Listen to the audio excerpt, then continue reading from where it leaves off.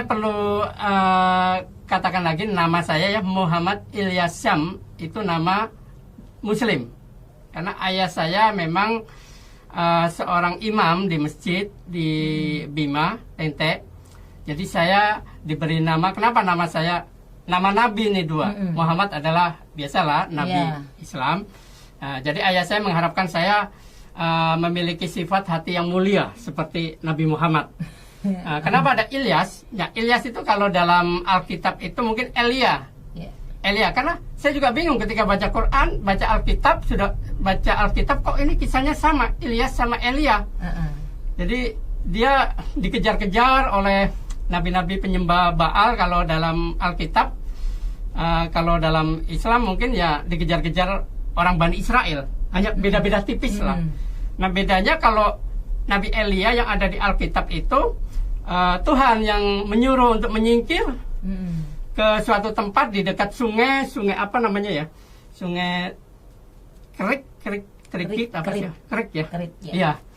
Ke pinggir sungai karena waktu itu Tuhan akan melalui Nabi Elia, dia akan membuat satu kemarau panjang. Kira-kira 3 tahunan lebih lah. Supaya untuk apa namanya, membuatkan umat Israel ini efek jerah karena mereka meninggalkan Tuhan, Allah yang disembah. Ini kisah Elia. Tapi kalau Ilyas, nama saya, itu kalau dalam Al-Quran, dia itu ngumpetnya di gua. Jadi gua, kok ini mainannya di gua ya?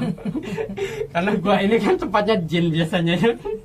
Jadi di gua ngumpetnya Nabi Ilyas ini. Terus kisahnya juga hampir sama. Terus dia juga nanti dibantu oleh anak rohaninya namanya Ilyasa. Mungkin kalau di kita mungkin Elisa kali ya. Ya itu ya.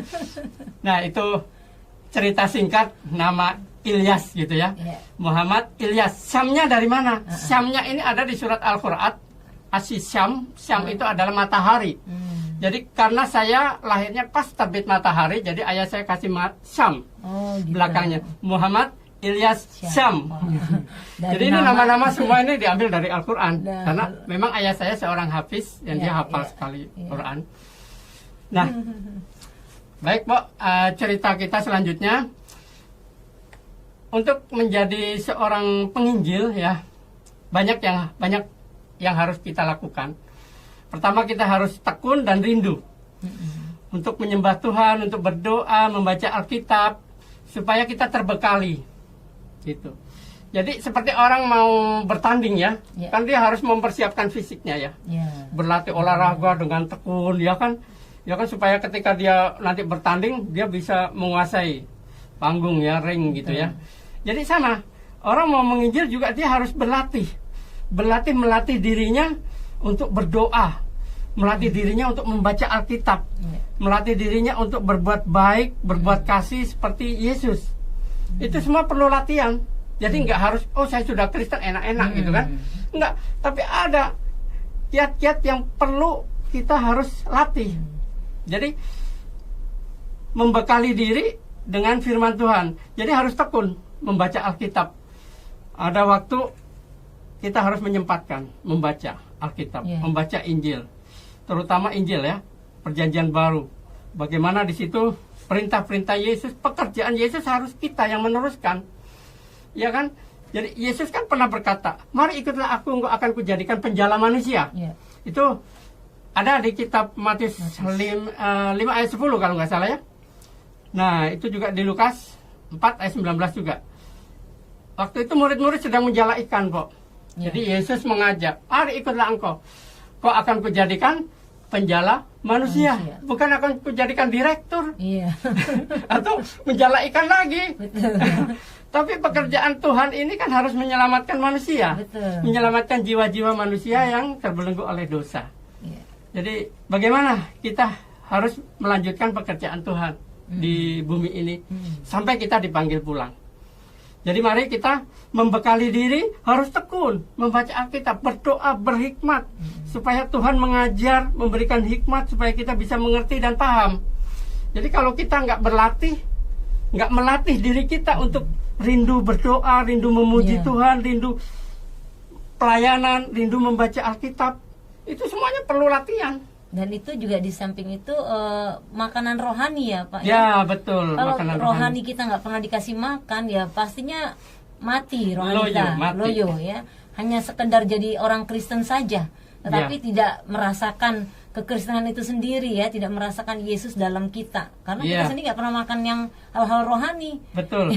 Banyak kan makan hal-hal yang duniawi aja yang dipikirkan. Iya, betul. Terutama kita harus tekun berdoa. Iya. Apapun yang menjadi kesulitan kita untuk memahami firman Tuhan, kita ambil waktu untuk berdoa. Tuhan, saya nggak ngerti nih apa maksudnya. Berdoa, minta sama Tuhan, minta hikmat. Nanti ketika kita tidur, Tuhan ngasih hikmat. Pas besok baca, oh ini tuh. Nah, sudah ada hikmat gitu, Pak. Iya. Ya, jadi itu perlu meminta. Berdoa itu perlu, penting. Walaupun berdoa itu sesuatu hal yang sepele mungkin ya. Banyak orang yang sudah menjadi Kristen tapi berdoa, aduh, susah, abe gitu ya, malas-malas gitu. Betul. Berdoanya cuma bisa dihitung lah, mau makan, mau tidur, di gereja. Iya, doa untuk hal-hal tertentu saja ya. Iya, tapi kita bisa berapa puluh kali berdoa loh. Ya, ketika kita bangun tidur, ya banyak hal yang perlu kita doakan. Selain rumah tangga, anak-anak, istri atau suami dan orang lain, saudara-saudara kita, banyak yang perlu kita doakan. Ya walaupun doa itu nggak perlu lama-lama gitu ya. Tapi mari kita belajar untuk melatih diri, melatih rohani kita, jiwa kita untuk berdoa. Karena komunikasi kita dengan Tuhan itu hanya melalui doa.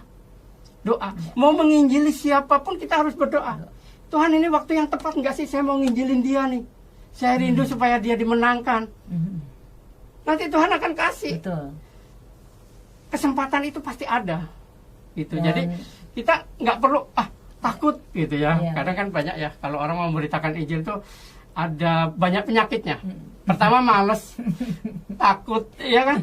Terus gimana ngomongnya? Bingung ya mau bicara apa ya, salah ngomong nanti gue digampar. Gitu. Jadi sama orang mau menginjil itu orang yang mau pergi ke medan perang. Jadi kita harus membekali diri, belajar menembak, ya kan? Latihan fisik biar kuat lari, ngejar musuh, dikejar musuh kan? Apa-apa perlu dilatih. Menginjil juga perlu dilatih. Rohani kita terutama ya. Terutama rohani kita harus punya bekal. Ketika kita menginjili seseorang, di situ ada diskusi. Ya. Nah, diskusi itu kita harus menguasai. Kita harus memahami apa sih makna Tuhan jadi manusia? Apa sih maknanya Tuhan kok mati? Apa sih Trinitas? Memang Trinitas nggak tertulis dalam Injil, tapi ada Bapa, Putra, Roh Kudus. Nah, itu perlu kita jelaskan. Nah, itu yang seringkali anak-anak Tuhan ini bingung, Pak, gitu. Ya, untuk menjawab, Tuhan lo ada 3 ya. Nah, mereka sulit menjawabnya tuh, Pak. Ya, jadi sebenarnya kesulitan ini juga dialami oleh orang-orang yang pemula seperti saya dulu. Saya juga dulu bingung. Kok ada Bapa, Putra, Roh Kudus? Tuhan yang mana? Tuhan Yesus bilang waktu dia dicobain di padang gurun oleh ular, sembahlah Allah, hanya Allah yang disembah. Kan begitu ya? Allah mana lagi? Allah mana itu? Jadi banyak pertanyaan-pertanyaan saya. Ternyata, tapi mari kita belajar membaca Alkitab, membaca Injil itu secara runut gitu ya. Konteksnya kita akan tahu yang dimaksud Yesus. Kan ada juga itu di Yohanes 8 ayat 37 itu. Bapa di dalam aku di dalam dia, aku di dalam Bapa. Jadi Yesus menyebut Allah itu adalah Bapa. Allah itu siapa sih? Allah itu adalah firman yang hidup di dalam Yesus. Makanya dia katakan Bapa di dalam aku di dalam dia. Jadi udah jadi satu ya di dalam ini. Nah, kita kadang agak bingung. Nah, terus Yesus firman itu kan menjadi manusia. Tujuannya apa sih? Tujuannya untuk menjadi korban untuk kita semua umat berdosa. Dikorbankan untuk umat berdosa. Jadi setiap orang yang percaya, dia akan kutuk dosanya itu ada di dalam korban itu, di atas kayu salib.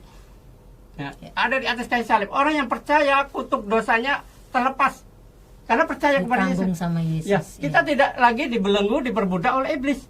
Jangan berbuat dosa lagi. Ketika kita sudah menyerahkan dosa, kesalahan-kesalahan kita kepada Yesus. Jadi tujuan Allah firman menjadi manusia itu yaitu untuk menebus umat manusia, untuk menjadi korban. Karena seharusnya yang jadi korban kita, Pak. Kita yang berdosa kok masa Tuhan yang jadi korban? Tapi apakah kita layak?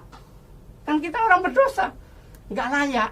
Jadi makanya Tuhan sendirilah yang akan menyelamatkan manusia.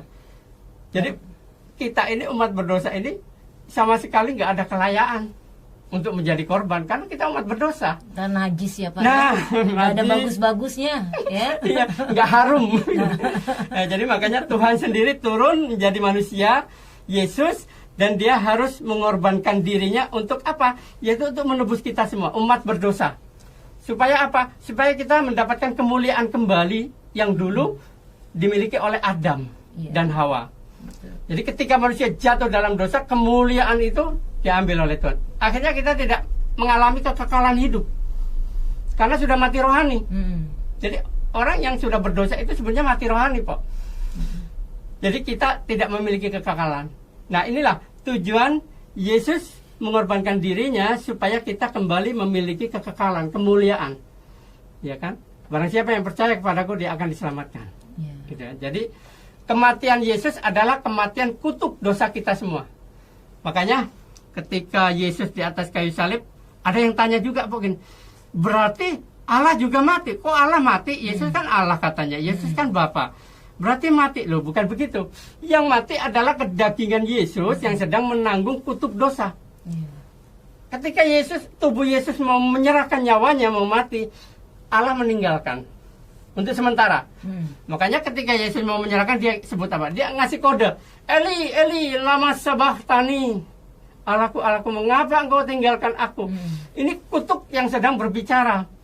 Jadi Allah meninggalkan tubuh Yesus, dan saat itulah Yesus menyerahkan nyawanya dan dia mati di atas kayu salib.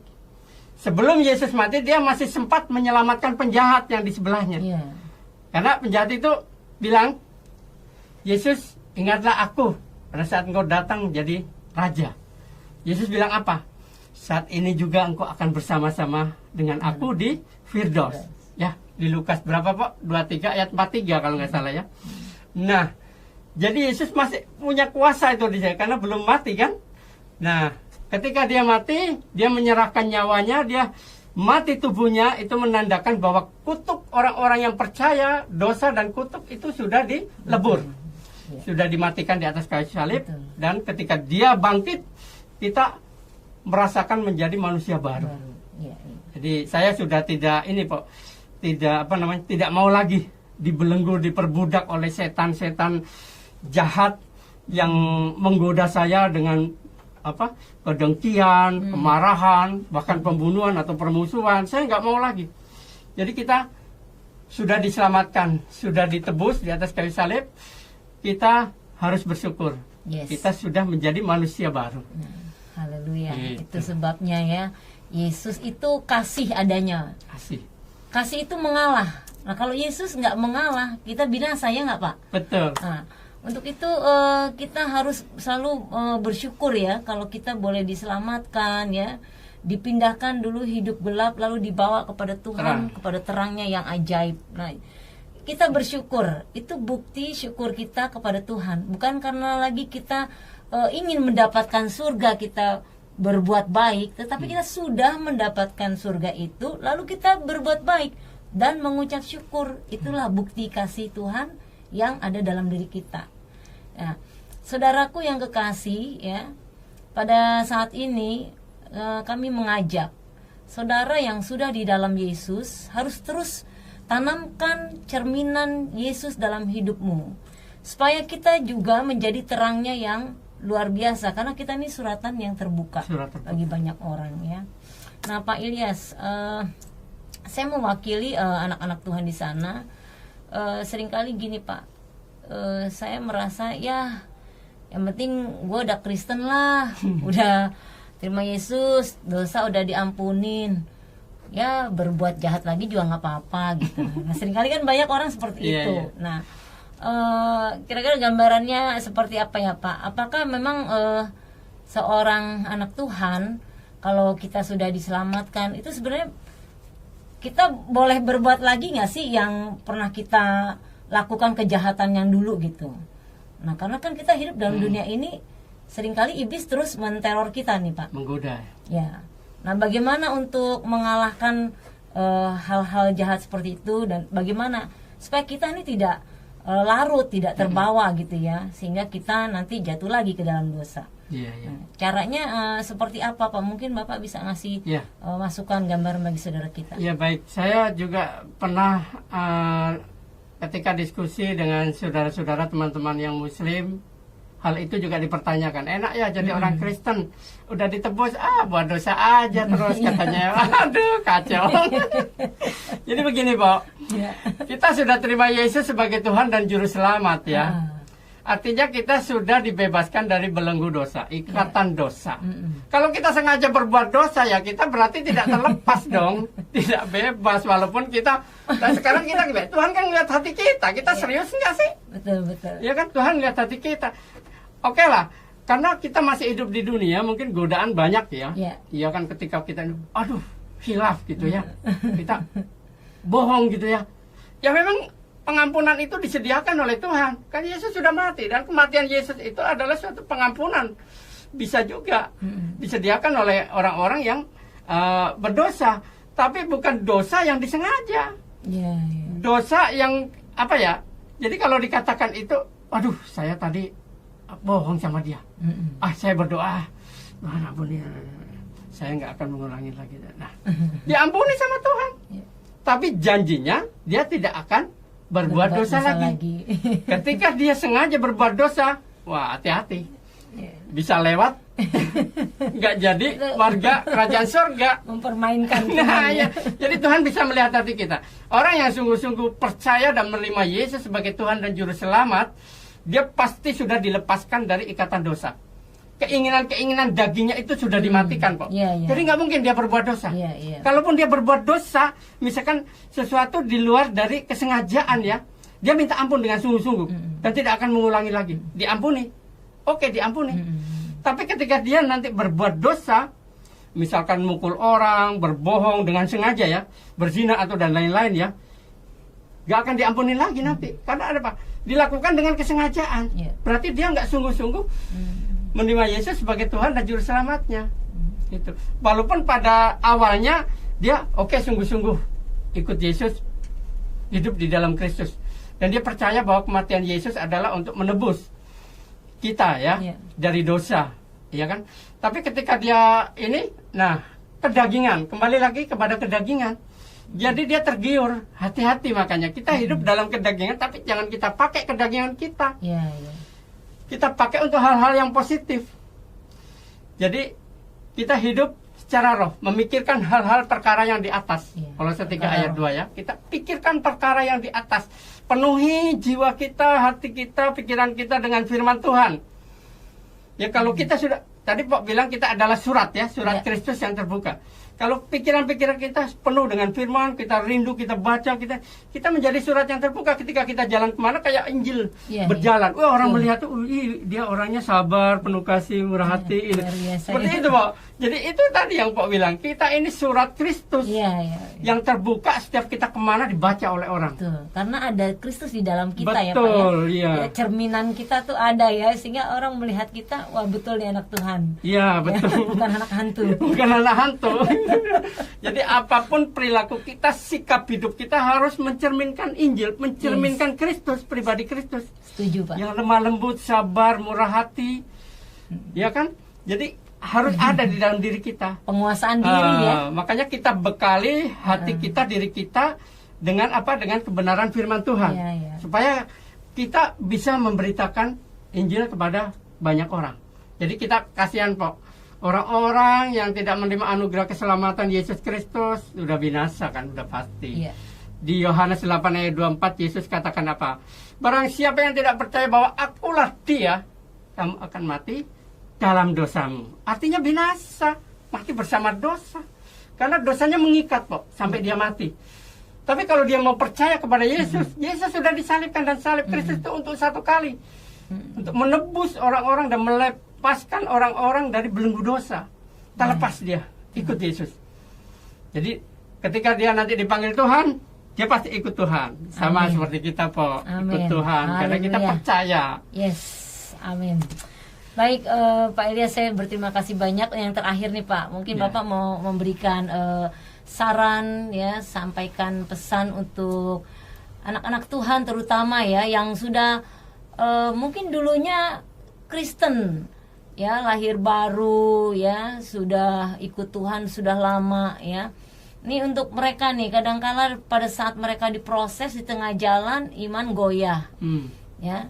Nah, ini kunci utama ya yang saudara harus pegang tadi adalah firman Tuhan ya. Banyak anak-anak muda sekarang seringkali nih Pak tergoda dengan teknologi yang ada ya, membuang waktu untuk ya maaf kata untuk saat ini main game, TikTokan gitu ya.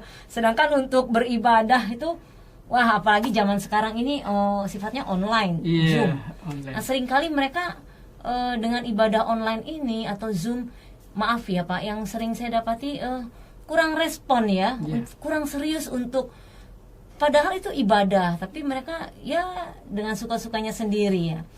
Nah, saran buat kita nih Pak, supaya kita menghargai waktu yang Tuhan berikan. Betul. Mungkin Bapak bisa sampaikan. Ya, jadi buat saudara-saudaraku terkasih di dalam Tuhan Yesus Kristus, kita harus terus fokus kepada Tuhan Yesus, fokus pada pengajaran-pengajaran Tuhan Yesus, dan kita jangan takut. Kita hanya takut kepada Tuhan jika kita berbuat dosa, jika kita tidak menyembah Tuhan. Kalau kita mau menyembah Tuhan, jangan takut kepada apapun, karena kuasa Yesus itu lebih besar, lebih dahsyat dibanding kuasa-kuasa di dunia ini. Penyakit apapun, virus-virus apapun, kuasa Yesus lebih dahsyat. Walaupun kita berjalan menuju pikiran kita kepada Tuhan, kita tidak akan pernah takut, karena Tuhan yang punya hidup kita. Jadi mati, hidup ada di tangan Tuhan. Kita harus miliki prinsip Rasul Paulus di Filipi 1 ayat 21, bagiku hidup adalah Kristus, mati adalah keuntungan. Kenapa dikatakan untung? Karena kita diselamatkan. Ikut Yesus, bekerja untuk Tuhan, kita pasti diselamatkan. Jadi kita jangan bimbang, jangan santai. Ini adalah waktu pembebasan, tahun Yobel. Ya, ketika Yesus sudah bangkit, Yesus naik ke surga, inilah tahun Yobel. Saatnya kita bebas, terlepas dari ikatan-ikatan belenggu dosa. Mari kita terus rindu untuk membaca firman Tuhan, karena firman Tuhan adalah roti kehidupan. Yesus katakan, akulah roti hidup yang turun dari surga. Dan pribadi Yesus, semua keberadaan Yesus itu sudah tertulis di dalam Injil. Jadi kita harus imani Injil, harus kita baca dengan rindu, supaya kita mendapatkan pembekalan kenyang dengan roti surgawi. Amin, amin. Haleluya, haleluya. Baik saudaraku yang kekasih, sampai di sini bincang-bincang kita dengan hambanya Pak Ilyas. Doa kami Bapak terus dipakai Tuhan. Amin. Untuk banyak lagi jiwa-jiwa datang kepada Tuhan Yesus. Amin, amin. Ya. Sehat selalu Pak. Amin. Dan tetap jaga kesehatan. Karena Pak Ilyas ini melayani itu ke desa-desa loh saudara. Kita harus minta Tuhan kekuatan dari Tuhan, supaya Tuhan membuat kaki kita kuat. Amin. Seperti Raja Wali. Itu. Kalau kita sehat kuat, ya kita harus melayani Tuhan. Kalau kita tidur-tiduran ntar dikasih stroke, dikasih sakit, gimana? Mau melayani rindu, udah sakit melayani. Jadi ketika kita sehat, mari kita melayani Tuhan, kita memberitakan kabar baik supaya semua orang menerima anugerah keselamatan. Haleluya. Diselamatkan. Gitu. Sekali Yesus, tetap Yesus. Haleluya. Haleluya. Saya perhatikan dan saya ikuti perkembangan umat kita dari waktu ke waktu. Beberapa tahun belakangan ini Bapak Ibu, banyak sekali orang-orang Islam yang murtad. Betul. Banyak sekali yang murtad. Bukan hanya dari kalangan orang-orang yang awam, bukan hanya dari kalangan orang-orang yang miskin, bahkan sampai kepada kalangan yang intelektual, orang-orang yang berada secara ekonomi. Sekarang terjadi fenomena pemurtadan.